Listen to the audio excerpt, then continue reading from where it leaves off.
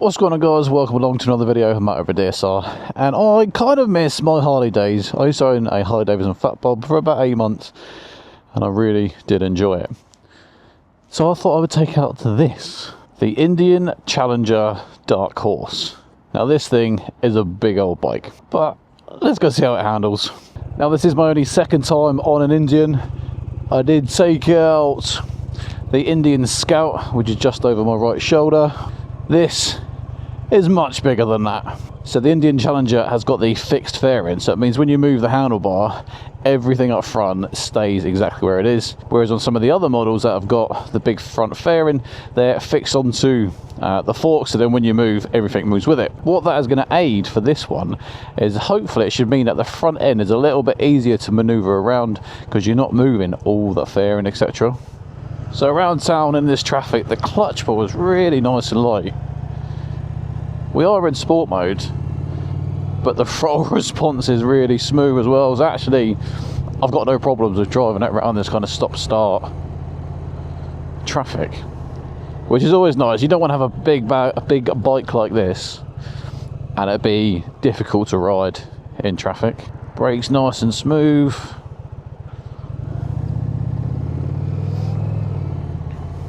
Looking at the ergonomics of this bike then, I'm 6'1", 120 kilos, and it's super comfortable. We do have the forward mounted pegs, so that's one thing you got to remember when you are taking off, to put your feet forward and not into that usual position. But the seat is very like kind of bucket light, it's holding me nicely. The handlebars, they're at a really easy, comfortable height. There's no strain, there's no stress, I'm not reaching for them. This is definitely something that I feel like you could do some serious miles on. Whereas sometimes I find with these style bikes, you kind of, where the seat is positioned, you end up reaching for the handlebars and it does give a bit of strain on the back, but certainly not this one. Wind noise then, I've got the electronic windscreen at its highest position, and the wind is either at the top of my helmet or even just above.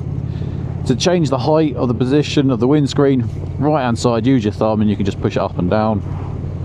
So now in its lowest position, yeah, I can definitely hear some wind hitting up around the top of the eyebrows kind of level, and a little bit on the side as well.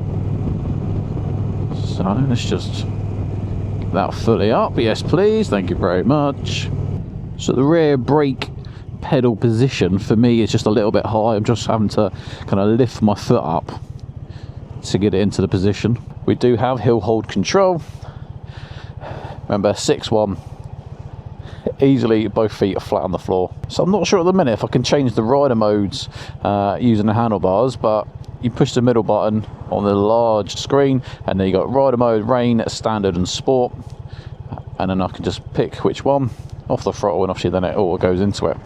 Let me tell you now, the difference between rain mode and sport mode is instantly noticeable. Rain mode is exactly how you want it. It's docile, it's super smooth on the throttle, but it just kind of plods along. You put it in sport mode, the throttle is super smooth and easy to get on that power, but you definitely can feel the difference. Got a lovely sound to this exhaust. Honestly, this bike is so easy and comfortable to ride.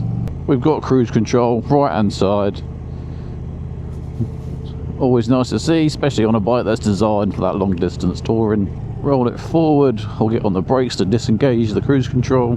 We've got an absolute beast of an engine between my legs. We've got 1,834cc with 181 newtons of torque and 122 brake horsepower. This has got the Power Plus liquid cooled V-twin engine in it, and let me tell you, she shifts for an absolute lump of a bike.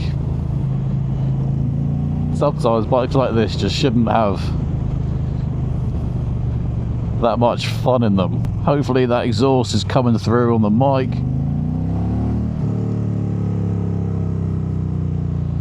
Obviously get it in sport mode.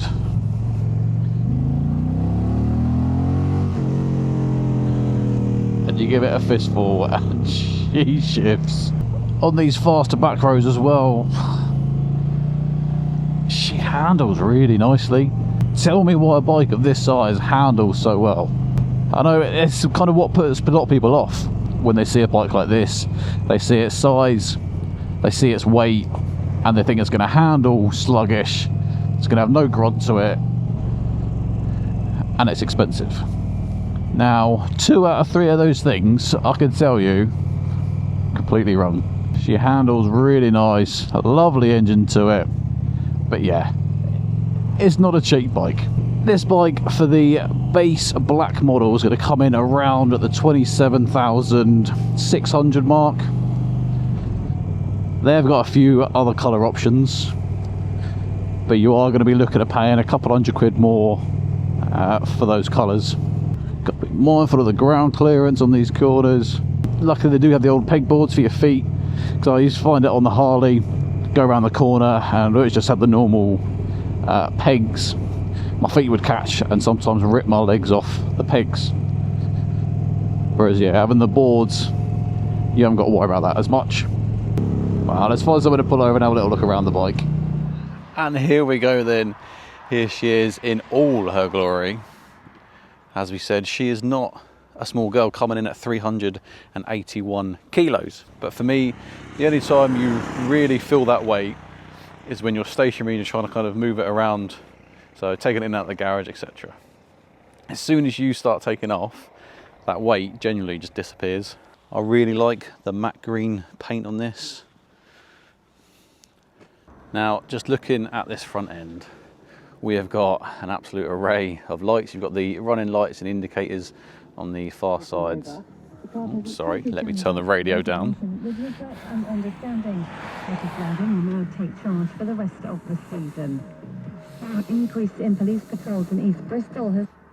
There we go. Yeah, an absolute array of lights. And I reckon as well we've got cornering lights on the side in here as well. Starting off at the front then, we do have Brembo brakes with 320mm discs, dual at the front. I kind of find the brakes very soft on the levers. I think obviously 320 Brembos, they should have a lot of bite and they don't. They're very, very soft. But again, they've got enough stopping power to get the bike stopped at the further end. But it's when you're like town riding, it's really nice and easy because it's just nice and gentle when you can get on it. But if I was faster riding, a little bit of concern when you start getting on the brakes, just because there's kind of that little just gentle play. Hopefully that makes sense. Like it just doesn't have a great initial bite on the brakes. Crash bars on the side, which you could actually put little rubber attachments onto there to have a secondary foot location just to relax a little bit. Actually, footboards again, very helpful on a bike like this. Leading us into the luggage, I believe it's 68 litres worth of luggage. And when the bike is locked, they're also locked. You can use the keys to unlock the luggage as well. Now, yeah, 68 litres is pretty good. They're just not a great shape. So I'd struggle to fit my Krieger bag inside these. Now we've got a really comfy seat and a big high arch to it. This does sit on the back of your bum, but my bum's not sitting on it. So that's what I found on some of my previous cruiser style bikes that I've tested, is that the seats would finish here and then your back of your bum would kind of sit on it, and that wouldn't be very comfortable. But where this comes up so much, actually we're okay.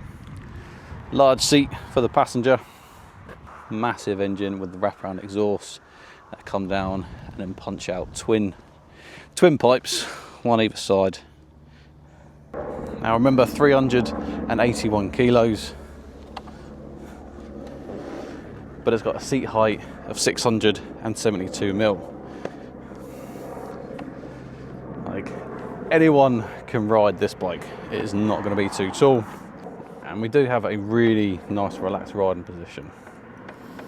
What's nice to see as well is actually when I was just pushing it around, I noticed that the rear seat has got this little slot for your hand to fit in, so you can grab hold of it when you are moving it around. Looking up front then, we've got a 22.7 litre tank, so more than enough miles to do some touring. Either side of the tank we have got these little cubby holes. Might be able to fit a small water bottle, and then the right hand one, that's going to have your USB-C charging cable inside. Just above them we've got massive 50 watt speakers either side. You can have the radio, you can connect your phone, and obviously you can have your own music playing. That is all controlled by the switchgear on the left hand side and this large 7-inch screen. The 7-inch screen is also touchscreen. What's nice to see about the touchscreen as well is it's got its own maps installed, so you don't have to have your phone connected, because I actually struggled to get my phone connected. I haven't been able to do it. It just kept unpairing for some reason. But yeah, so you can still use the bike's internal maps if you want to. One thing I would say about the screen and the controls on the handlebar is it's not particularly self-explanatory, intuitive. Like, it takes a little bit of understanding, a bit of knowledge, kind of what button does what. Again though, if you own this bike, within a few rides, I'm sure you'll have it down. But yeah, jumping on it for the first time, I do find myself kind of pushing buttons to try and work out if it's what I want or whether I just need to use the touchscreen and use my fingers. And then lastly, above the screen, we have got our speedo and our rev counter. So if you don't want to use any of the digital stuff, you can just use them. What's cool as well with the speakers, they've got dynamic adjusting on the equaliser side, so they will adjust for the wind noise, the engine noise, other bits and bobs, so it will actually play around with that. Or I'm sure you can just turn that off so it just has the set volume that you pick it to be. Another cool thing with the engine is it does have rear cylinder deactivation, so at a stationary or slow speeds, the rear is deactivated, and then when you start actually getting on, it will then reactivate. I'm pretty sure, is it the Ducati Yeovil does that as well. Obviously with the Ducati it helps remove some of the heat from the crotch of the rider, but I'm not sure if Indian's going to have that problem or not. But yeah, they've still got it, so that's cool to have.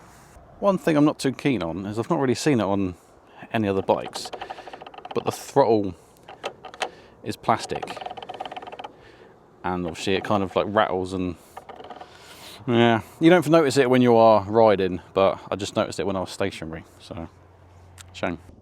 We've got little blind spot indicators as well, just on the inside of the mirrors, and then along with a rear collision warning as well. I assume they'll probably flash. There we go, that's the onboard navigation.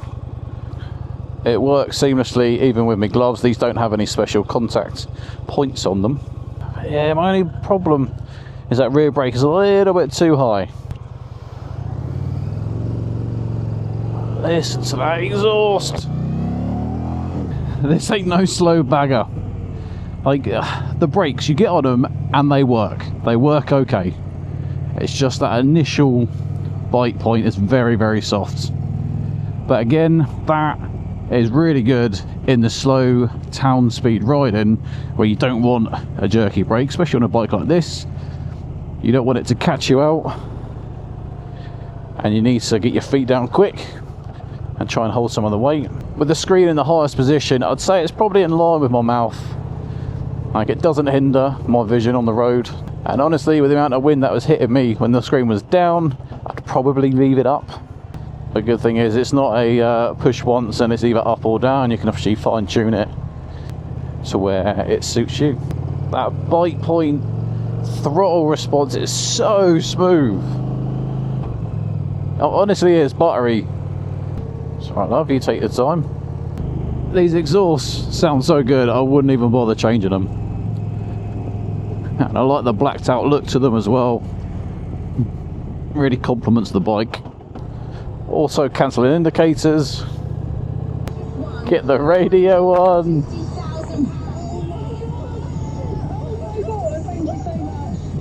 I mean, that's 6 out of 10. Or enter now on Global Player. Don't miss out. You've got just one more chance to win a quarter of a... Easy to adjust the volume up and down using the jog dial on the left, or you can just push it in to mute it. It's one of them, isn't it? Whilst you're going along, I don't have a problem with people having their music on, but then if they're in town at stop-start traffic, it can get a bit annoying, a bit tedious. It's just same as anyone with their windows open and their music loud as well. Still annoys me. Well guys, if you want to come and test out one of these big boys, then you got to head on over to Riders in Bridgwater. As always, thank you very much for them for lending this to me. Their information will be in the description box below.